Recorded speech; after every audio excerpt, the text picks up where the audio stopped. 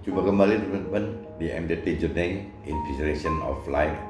Pagi ini saya mau coba sharingkan, manusia punya rancangan, tetapi pengertian Tuhan tidak dapat terduga gitu. Nah ini saya dapat impresi dari firman gitu di dalam Yesaya 40, 27 sampai 31. Nah, ini saya coba baca bunyinya gitu. Jadi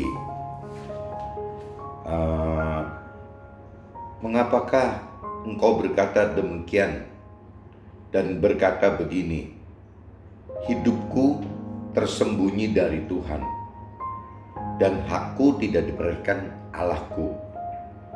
Apakah memang Tuhan seperti itu gitu? Apakah maksudnya di sini apakah Tuhan tidak dapat kita temui? Ya, apakah Tuhan tersembunyi di depan kita gitu, di hadapan kita? Apakah hak kita tidak diperhatikan Tuhan? Nah ini kadang-kadang dalam hati kecil sering timbul hal seperti ini gitu. Nah kita mesti kita seolah-olah Tuhan tersembunyi, seperti halnya hak kita tidak terpenuhi oleh Tuhan. Ya benarnya apa memang Tuhan seperti itu atau mungkin kita ada yang salah gitu. Nah ini kan harus kita gali terus gitu pengenalannya. Dan saya cerita apa kaitan total firman yang saya coba kupas pagi ini dengan apa yang terjadi dalam salah satu bagian dari kehidupan saya gitu. Tidakkah kau tahu dan tidakkah kau dengar, Tuhan ialah Allah yang kekal, yang menciptakan bumi dari ujung ke ujung. Ia tidak menjadi lelah dan tidak menjadi lesu, tidak terduga pengertiannya.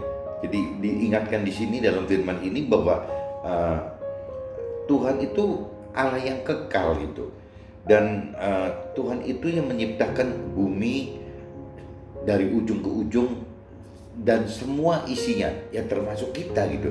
Jadi Tuhan pasti tahu gitu, karena Tuhan yang menciptakan kita, ya Tuhan pasti tahu gitu akan kita gitu, karena memang kita adalah ciptaan Tuhan gitu. Dan Tuhan itu tidak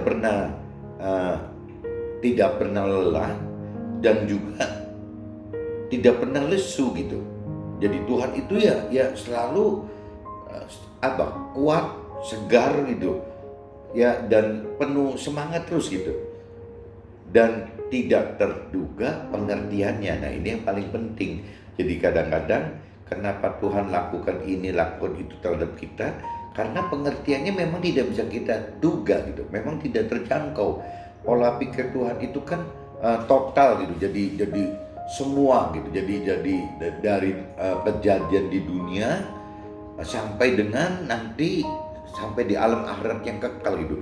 Jadi panjang sekali cerita Tuhan. Jadi pengertian Tuhan pasti kan dari total dunia dan akhirat gitu. Sedangkan kita yang belum dalam urusan pengenalan akan Tuhan, pengertian akan Tuhan, biasanya sangat terbatas gitu. Hanya sebatas ya parameternya di dunia saat ini, bahkan mungkin di dunia pun hanya bagian yang saat ini kita lalui. Jadi masih tertutup sekali gitu untuk langkah-langkah berikutnya, masih tertutup gitu. Dia memberi kekuatan, maksudnya Tuhan memberi kekuatan kepada yang lelah dan menambah semangat kepada yang tiada berdaya. Jadi Tuhan itu adalah sumber kekuatan dan daya untuk kita gitu. Jadi orang bisa letih, lesu itu karena memang orang tersebut tidak mengandalkan Tuhan. Orang itu tidak hidup di dalam Tuhan, tidak hidup di dalam perintah dan peraturan Tuhan di dalam firman-Nya, dan tidak menghidupkan roh Tuhan yang ada di dalam dia, sehingga kekuatan menghadapi permasalahan yang ada di dunia ini ya hanya mengandalkan kekuatan diri sendiri saja gitu, tanpa bisa mengandalkan perintah peraturan Tuhan, rancangan dan kehendak Tuhan, serta power roh Tuhan yang ada di dalam kita. Manusia itu akan menjadi tidak kuat gitu, akan menjadi lelah dan tidak berdaya gitu. Tetapi orang-orang muda menjadi lelah dan lesu dan terus jatuh tercandung. Jadi meskipun muda pun bisa lelah dan lesu. Jadi jangan dikatakan bahwa yang letih dan lesu itu hanya orang tua gitu. Jadi Tuhan ingatkan yang muda pun bisa menjadi letih dan lesu, apabila hidup tidak mengandalkan Tuhan gitu. Nah ini ya bagi yang muda harap hati-hati, dan teruna-teruna jatuh tersandung. Bahkan mungkin maksudnya teruna di sini kan dalam arti kata orang awam gitu. Ya mungkin jadi orang-orang yang yang masih bersemangat gitu, yang masih penuh semangat berperang gitu, seperti halnya teruna-teruna seperti tentara-tentara, ya juga akan jatuh tersandung apabila tidak mengandalkan dari yang tadi firman Tuhan maupun Roh Tuhan yang di dalam kita gitu. Tetapi orang yang menanti-nantikan Tuhan, ini dikatakan gitu, orang yang menanti-nantikan Tuhan mendapat kekuatan baru. Mereka seumpama raja wali yang naik terbang gitu, dia Tuhan sebutin begitu, dengan kekuatan sayapnya. Mereka berlari dan tidak menjadi lesu, mereka berjalan dan tidak menjadi lelah. Nah ini Tuhan ibaratkan orang yang mengandalkan Tuhan itu seperti seekor burung raja wali yang terbang, naik terbang ke langit gitu dengan kekuatan sayapnya. Dan kalau diibaratkan berlari itu dia tidak menjadi lesu, mereka berjalan dan tidak menjadi lelah.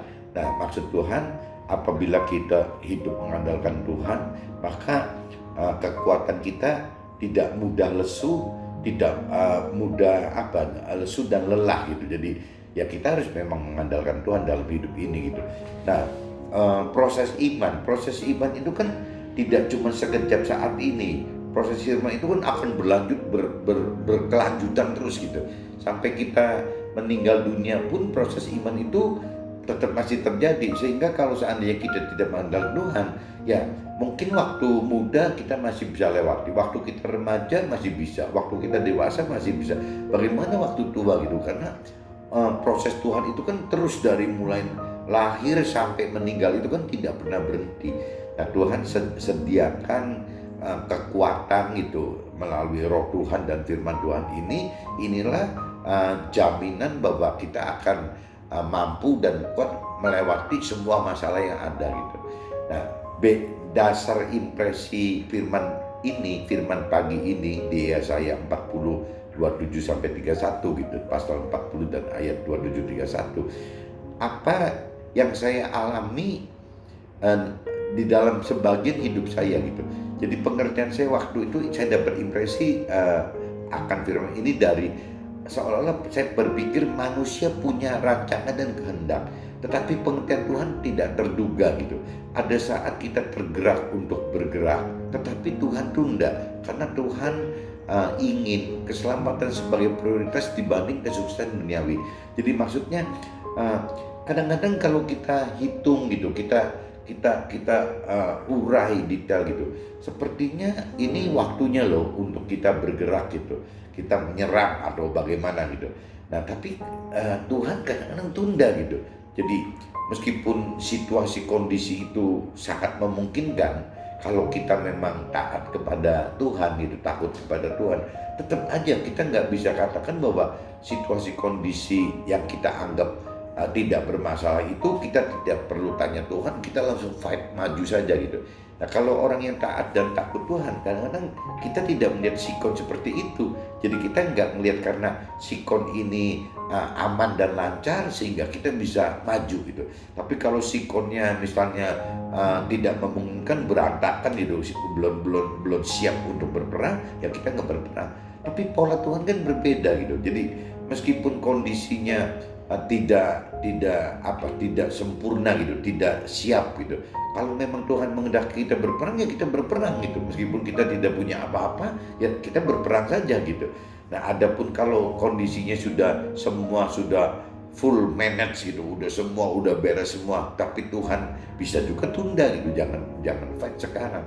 Nah kadang-kadang pengertian seperti ini memang tidak bisa kita duga gitu. Kenapa ya Tuhan begini? Kenapa Tuhan begitu? Kenapa kondisi sudah smooth semua, kok kita masih nggak bisa fight gitu? Tapi waktu kondisinya seperti kita tidak well prepare, kok malah Tuhan suruh kita fight gitu.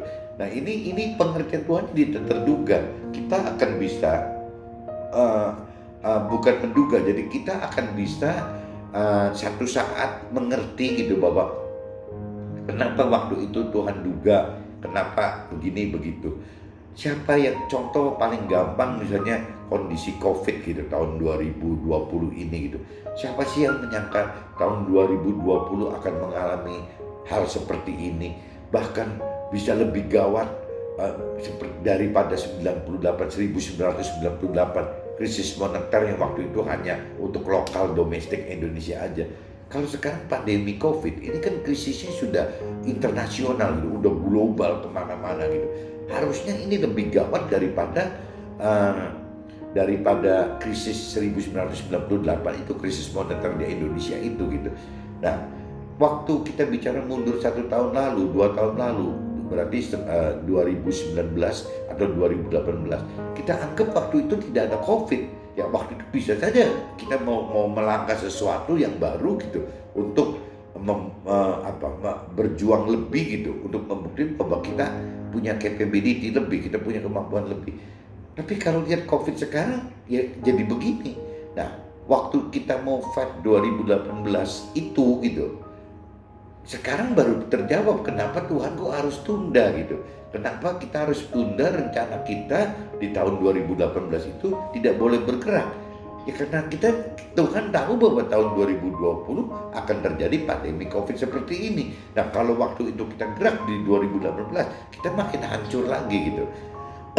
Nah ini salah satu contoh yang tadi saya katakan bahwa kadang-kadang kita tidak mengerti, pengertian Tuhan itu tidak bisa diduga. Kita boleh berpikir secara rasio gitu bahwa kita udah well prepare, kita udah siap penuh, siap siaga gitu, kita berperang. Tapi kalau kita dekat dengan Tuhan, kita takut dengan Tuhan, kita taat dengan Tuhan, Tuhan pasti memberikan impresi-impresi yang jangan bergerak dulu. Nah ini yang saya rasakan waktu 2018 itu. Saya waktunya untuk fight gitu, udah dianggap udah oke semua, tapi Tuhan tidak izinkan untuk bergerak. Nah kalau waktu itu saya bergerak, saya malah makin salah gitu. Karena tahun 2020-nya ada pandemi COVID semacam ini. Ini yang kita sebut bahwa pengertian Tuhan itu tidak terduga. Jadi kita nggak boleh nyesal atau merasa terus-terusan penasaran kenapa Tuhan kok nggak boleh, kenapa. Karena Tuhan tahu jelas gitu apa yang akan terjadi. 2 tahun yang akan datang Tuhan sudah duga bahwa akan ada pandemi COVID-19 seperti ini. Dan Tuhan tahu loh bagaimana sampai nanti 5 tahun lagi, 10 tahun lagi, 15, 20, 25, 30, sampai kita meninggal, sampai kita nanti di akhirat pun Tuhan sudah tahu semua kok kita mesti apa gitu. Jadi kita mesti memang ya kembali lagi, kita kalau memang percaya Tuhan ya kita all out gitu semua ya harus mengandalkan Tuhan. Nah ini yang tidak mudah gitu. Keselamatan akhirat bagi pasangan adalah keselamatan suami dan juga keselamatan istri. Karena di mata Tuhan suami dan istri adalah satu. Nah ini menyinggung lagi pasangan suami istri yang aktif di dalam satu aktivitas gitu. Memang tidak semua suami istri itu bergerak di dalam satu aktivitas gitu.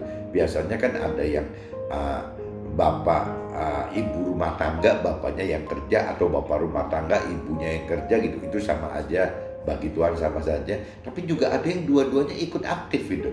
Nah kalau waktu dua-duanya ikut aktif, ini proses imannya kan jadi harus bergantian ya. Karakter dari suami dan istrinya kan tidak sama gitu ya, basic kedewasaan rohaninya juga tidak sama. Nah berarti Tuhan akan proses gitu. Nah untuk proses ini nggak mungkin sekaligus diproses, kan nggak mungkin. Biasanya Tuhan akan menggunakan salah satu dulu gitu, entah suaminya atau istrinya diproses Tuhan dulu gitu. Nah waktu diproses Tuhan suaminya atau istrinya lebih dulu gitu, yang mana yang lebih dulu gitu. Nah ini kan diproses nih, si salah satu pasangan ini diproses. Nah waktu dia diproses gitu, terus kan urusannya kan pribadi dulu, pribadi antara si salah satu pasangan tadi dengan Tuhan gitu, itu proses gitu. Tapi begitu nanti udah si suami atau istri ini cukup bisa melalui proses-proses iman yang dari Tuhan yang hanya untuk pribadi gitu, pribadi salah satu pasangan itu, nanti Tuhan bisa juga proses berikutnya memberi proses yang berkaitan dengan si pasangannya gitu. Jadi imannya diolah lagi. Yang tadinya hanya bicara pribadi sendiri, sekarang harus juga menanggung permasalahan yang dihadapin pasangannya. Kenapa Tuhan perlakukan seperti ini? Karena di mata Tuhan suami istri itu adalah satu gitu. Jadi nggak bisa. Nah, kalau sampai proses ini bisa berdua kena semua, ini proses iman ini akan lebih bagus daripada yang single gitu, yang cuma sendirian gitu. Karena menanggung proses berdua gitu, suami istri dengan sendirian itu beda. Berdua itu pasti akan lebih berat karena ada satu pasangan itu yang tidak bisa ditinggal gitu. Karena rumus Tuhan tidak pernah izinkan, tidak pernah ada jalan untuk meninggalkan pasangan ini. Tidak ada jalan suami meninggalkan istri, tidak ada jalan istri meninggalkan suami gitu.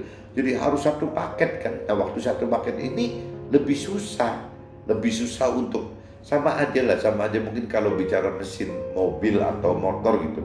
Yang satu silinder dengan dua silinder kan beda. Kalau yang satu silinder yang mungkin tidak ada istilah wah mesinnya jadi pincang nih. Karena satu kan nggak bisa pincang. Kalau mau mogok, kalau mau jalan gitu.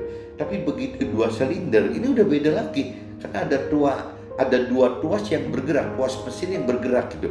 Nah, waktu dua tuas mesin ini bergerak, otomatis kalau yang satunya lemah, ini jadi pincang. Makanya ada istilah di mobil, kok jadi pincang ya, kok jalannya jadi tidak lancar, jadi berbet gitu, jadi larinya susah.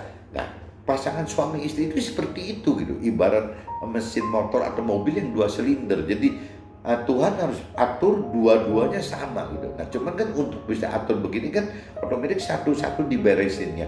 Bisa aja pihak suami yang lebih dulu diberesin, tapi bisa juga pihak istri yang lebih dahulu dibereskan. Cuman yang jelas yang saya alamin, salah satu yang sudah diberesin pasti akan diberi bonus ya, proses-proses iman yang lebih ya karena pasangannya. Jadi apabila si suami yang diproses awal, suami itu akan mendapat bonus dari proses istrinya. Tapi sebaliknya apabila istrinya diproses lebih awal, istri pun akan mendapat bonus dari proses suaminya. Nah, ini yang tadi saya katakan jauh lebih berat daripada apabila yang single gitu. Kalau yang single kan masih sendirian gitu. Tapi majority kan orang berpasangan gitu, tidak single. Nah, ini yang harus kita atasi dan jangan kaget gitu apabila memang untuk pasangan suami istri itu ada ekstra bonus, ada ekstra permasalahan karena akan dapat bonus janji Tuhannya gitu. Nah, ini yang kita nggak usah takut, nggak usah sedih, nggak usah down gitu, frustasi karena kok istri gue begini sih, atau mungkin yang istri juga ngomong kok suami gue begini. Nah, ini kita harus tahu bahwa memang di mata Tuhan itu suami istri itu adalah satu paket gitu. Jadi satu arahan gitu. Tuhan selamatkan pasangan suami dan istri dapat dimulai dari salah satu pihak lebih dahulu, di mana yang hatinya yang lebih mudah dibentuk akan mulai diproses keselamatan lebih dulu. Nah, ini yang tadi dikatakan kan, jadi Tuhan itu memproses satu persatu. Siapa sih yang lebih duluan diproses sama Tuhan? Ya kata Tuhan yang hatinya gampang dibentuk gitu, yang tidak degil, yang gampang dibentuk, yang lebih mudah percaya Tuhan, lebih merasa lemah gitu. Jadi bisa aja suami yang lebih dahulu merasa seperti itu sehingga Tuhan nanti membentuk suaminya lebih dulu karena lebih mudah dibentuk gitu. Ya, tapi istrinya misalnya belakangan. Kenapa? Karena istrinya lebih degil gitu. Yang untuk dikasih pengertian ini lebih takut, lebih malah istri lebih ngandalkan suami mungkin gitu. Bisa loh ada kejadian istri itu seolah-olah di bawah alam sadar istri itu lebih percaya kepada suami daripada Tuhan. Ini dalam arti kata tanda kutip suami yang baik gitu ya. Kalau suami yang baik itu biasanya istri lebih percaya gitu. Pertanggungan jawabnya, daya fight-nya, pikirnya laki-laki kan lebih enak gitu untuk bergeraknya. Jadi si istri yang belum mengenal Tuhan ini akan percaya suaminya dibanding Tuhan. Kenapa? Karena kelihatan gitu. Karena suaminya kan kelihatan. Nah, ini yang lebih repot kadang-kadang untuk istri seperti itu. Jadi istri untuk langsung ke Tuhan itu lebih sulit karena memang urutannya istri kan harus ke suami baru ke Tuhan gitu. Itu firman yang lain kan katakan seperti itu. bahwa yang namanya uh, uh, kepalanya suami ya Tuhan gitu. Tapi kepalanya istri adalah suami. Nah ini jadi nggak aneh kalau sampai si istri lebih percaya ke suami daripada ke Tuhan. Kenapa? Karena memang kepalanya istri adalah suami gitu. Tapi kenapa suami kok lebih mudah percaya sama Tuhan meskipun keras kadang-kadang kan karakternya lebih keras, lebih berani, lebih apa? Tapi karena suami itu laki-laki itu adalah kepalanya, laki-laki itu adalah Tuhan langsung gitu. Ya berarti otomatis lebih mudah gitu. Di alam rohnya itu suami itu lebih mudah ikut dengan Tuhan. Makanya ada istilah imam, nabi, dan raja kan istilahnya. Ada cerita imam berarti bagaimana seorang suami harus bisa menjadi penyampai perintah Tuhan itu ke keluarganya. Ada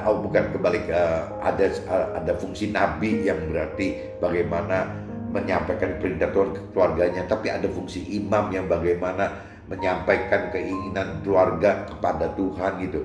Bagaimana menjadi seorang raja dalam arti kata seorang suami harus menjadi decision maker gitu, keputusan akhir harus di tangan suami, dan sehingga istri harus tunduk kepada suami. Itu kan memang apa ya, di firman yang lain memang dikunci seperti itu gitu, bahwa suami itu seperti itu, istri seperti itu. Dan kalau untuk lebih detailnya dalam kasus ini ya tadi itu, bahwa kepalanya suami adalah Tuhan, kepalanya istri adalah suami gitu. Nah ini yang tidak aneh kalau misalnya dalam proses iman ini Tuhan lebih gerakkan suami dulu dibanding istri. Nah, waktu si suami ini sudah mulai bergerak gitu untuk proses iman, biasanya setelah lulus ke urusan pribadinya gitu, proses iman terhadap pribadi si suami, biasanya nanti akan ada tambahan bonus yang permasalahan dengan istri gitu. Jadi karena tidak imbang level imannya, tidak imbang level pengertian dan pengenalan akan firman-Nya, ini biasanya suami istri ini akan ada gesekan gitu. Nah gesekan ini Tuhan biarkan sebagai proses iman si suami lebih naik lagi gitu. Tuhan jamin apabila memang kita suami dan istri ini tidak mengandalkan yang lain, tetap mengandalkan Tuhan, ini dua-duanya pasti ketemu kok. Cuman iblis aja yang dibohongin Tuhan gitu, bahwa nanti ini berantem. Tuhan biarkan karena memang Tuhan tahu bahwa selama pasangan suami istri berjalan di dalam Tuhan, ini tidak berhasil gitu. Pasti tuayan janji Tuhan pasti terjadi. Iblis mungkin tidak tahu masalah ini gitu, sehingga iblis recokin terus si istrinya. Atau dia kan suaminya dulu nih, setelah suaminya udah oke, baru kan dia tidak bisa mempan ke suami, dia recokin lewat istrinya. Tapi Tuhan biarkan gitu, karena waktu si iblis recokin terus, apabila pasangan ini mengandalkan Tuhan, ini malah naik tingkat terus kok. Suami istri itu akan terus naik tingkat gitu, untuk pengenalan akan firman-Nya, pengertian akan firman-Nya, proses imannya gitu akan terus makin tinggi gitu, sampai satu saat iblis udah gak bisa gangguin lagi gitu. Proses kesabaran akan dimulai dengan dapatkan permasalahan hidup, baik permasalahan yang terkait dengan perihal tubuh, ya perihal jiwa, perihal roh. Jadi kalau proses permasalahan yang kita hadapi itu untuk proses iman gitu, itu macam-macam gitu. Kalau kita terdiri dari tubuh, jiwa, roh, itu kena semua ya, urusan dari ngadepin urusan kesembuhan sampai urusan kematian gitu, dari urusan perekonomian sampai datang mungkin kebangkrutan, dari urusan keharmonisan keluarga sampai datang perceraian. Itu permasalahan itu bisa secara majority bisa seperti itu, bisa meliputi semua gitu, baik di area tubuh, baik di area jiwa maupun di area roh, itu kena semua gitu. Dan manusia itu tidak lari gitu dari tiga masalah tadi, yang bicara masalah sakit sembuh sampai datang kematian. Perekonomian kan dari mulai ini seret sampai kebangkrutan, dari keharmonisannya tidak terjadi, gangguan ini itu sampai ributnya perceraian gitu. Jadi pasti permasalahan itu akan meliputi hal-hal demikian yang seperti ini gitu. Jadi tidak aneh kalau memang ya akan seperti itu gitu. Nah, banyaknya proses permasalahan atau beratnya proses permasalahan, atau panjangnya waktu proses permasalahan, ya dapat berbeda-beda gitu. Yang pasti Tuhan tidak akan izinkan masalah yang timbul di luar kemampuan kita. Nah, tadi seperti firman awal katakan kan, selama kita ada di dalam Tuhan, kita andalkan Tuhan. Yang tadi kan cerita yang Raja Wali itu terbang tinggi dengan sayapnya gitu, lari nggak pernah capek gitu, nanti jalan juga nggak pernah lelah gitu kan. Ya, tadi kan firman katakan itu bahwa seumpama Raja Wali yang naik terbang dengan kekuatan sayapnya, mereka, maksudnya suami istri itu berlari dan tidak menjadi lesu, suami istri itu berjalan dan tidak menjadi lelah. Itu selama kita pegang firman Tuhan, pasti akan seperti itu gitu. Jadi kita nggak usah khawatir, waduh ini kok banyak sekali permasalahannya gitu, waduh ini kok berat sekali permasalahannya gitu, atau kok lama sekali permasalahannya. Semua Tuhan sudah perkirakan, sudah hitung, sudah atur sedemikian rupa gitu, tepat pada waktunya. Nanti Tuhan yang atur tepat pada waktunya. Yang penting kita tidak lepas dari mengandalkan Tuhan. Ya, kita setiap saat mengenali firman Tuhan, kita merenungi pengertian firman Tuhan, dan terus kita benar-benar berani gitu, berani mempraktekkan, berani melakukan apa perintah dan peraturan yang firman katakan tadi gitu. Semua akan bisa kita lalui apa yang diinstruksi firman itu, selama kita bisa tinggal hidup, tinggal diam di dalam Tuhan. Maksudnya ya kita hidup intim dengan roh Tuhan gitu. Roh Tuhan itu sama aja dengan Tuhan yang ada di dalam kita.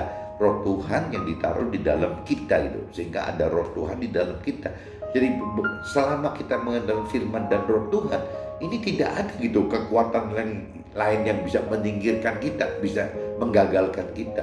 Jadi seberapa banyak proses permasalahannya, seberapa berat proses permasalahannya, dan seberapa lama proses permasalahannya, semua akan berakhir dengan indah pada waktunya Tuhan gitu, bukan waktunya kita.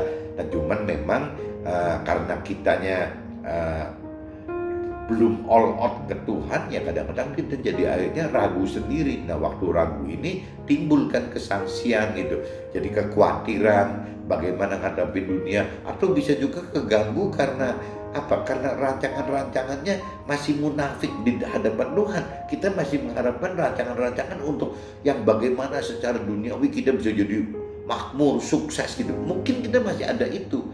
Meskipun di mulut kita kadang-kadang bisa ucapkan bahwa kita bukan seperti itu, tapi di bawah alam sadar bisa saja masih ada rancangan-rancangan untuk mencari hal-hal yang duniawi gitu. Bisa juga di dalam alam bawah sadar kita masih menghendaki kenikmatan dunia gitu. Jadi kenikmatan dunia ini kita uber gitu. Padahal Tuhan kan nggak sarankan seperti itu. Jadi kalau kita bisa terhindar dari tiga itu, terhindar dari terhindar dari khawatir gitu, rasa khawatir karena memang kita percaya Tuhan all out total gitu. Nah, kita juga bisa tidak punya rancangan-rancangan yang untuk keduniawian gitu, dan kita juga tidak punya kehendak-kehendak untuk menikmati hidup di dunia ini. Rasanya semua juga akan terlampaui gitu, semua akan terlewati, sehingga nanti janji Tuhan bisa dituai oleh kita gitu. Janji Tuhan kan komplit gitu, ada cerita keselamatan akhirat, ada cerita kesusahan duniawi gitu. Jadi mestinya kita coba raih itu gitu. Tidak dapat dipungkiri untuk dapat melakukan perubahan hidup butuh kasih karunia Tuhan yang berupa kecerdasan rohani untuk lebih kenal dan mengerti serta lakukan firman Tuhan. Nah, ini yang Tuhan juga sering katakan kan, bahwa manusia itu kan harus memiliki kecerdasan rohani. Kadang kalau kita tidak memiliki kecerdasan rohani, terlalu sulit untuk menangkap maksudnya Tuhan gitu. Nah, untuk mendapatkan kecerdasan rohani kita butuh kasih karunia Tuhan gitu. Ya, Tuhan beri pengertian, beri pengenalan gitu, beri pengenalan, beri pengertian, beri kekuatan untuk kita mampu mengenal firman Tuhan, mengerti firman Tuhan, dan berani melakukan apa yang Tuhan perintahkan. Ini semua butuh kecerdasan rohani. Nah, kecerdasan rohani itu adalah kasih karunia dari Tuhan gitu. Jadi balik lagi, terkait lagi, kalau kita tidak intim dengan Tuhan, eh, kemauan kita juga, Tuhan tidak bisa paksa kemauan kita gitu ya. Jadi kalau memang kita sudah tidak mau percaya, tidak mau mengenal, mengerti, tidak mau melakukan firman Tuhan, Tuhan nggak bisa apa-apa. Tapi kalau begitu kemauan kita ada gitu, masalah kemampuan itu urusannya Tuhan gitu. Kenapa bagi Tuhan mudah sekali gitu? Ya memang Tuhan itu pencipta kita dan Tuhan itu maha kuasa gitu. Jadi apapun yang kita tidak mampu pasti akan dibuat mampu. Kenapa? Karena Tuhan maha kuasa gitu. Nah cuman problemnya kan bagaimana caranya Tuhan bisa mau support kita untuk mampu gitu. Bagaimana bisa keluarkan maha kuasa itu yang berupa kekuatan supranatural ke kita. Ya itu harus dari kemauan kita. Karena Tuhan tidak bisa paksa kita gitu. Begitu kita mau, ya pasti Tuhan kasih kemampuan gitu. Jadi pagi ini mungkin saya sharingkan seperti ini teman-teman. Jadi ya, mudah-mudahan dengan saya coba jabarkan seperti ini, ada dasar-dasar impresi firmannya gitu. Mudah-mudahan bisa mudah lebih dicerna oleh teman-teman. Dan siapa tahu juga ada orang yang mendapat impresi atau rema dari firman-firman yang sama, ya belum tentu sama gitu. Apa yang Tuhan maksud yang terjadi di saya dengan di teman-teman kan beda. Tapi minimal bisa jadi untuk gambaran lah bagaimana maksud firman tersebut gitu. Oke teman-teman, mungkin pagi ini saya sharing seperti ini dulu. See you ya, bye bye.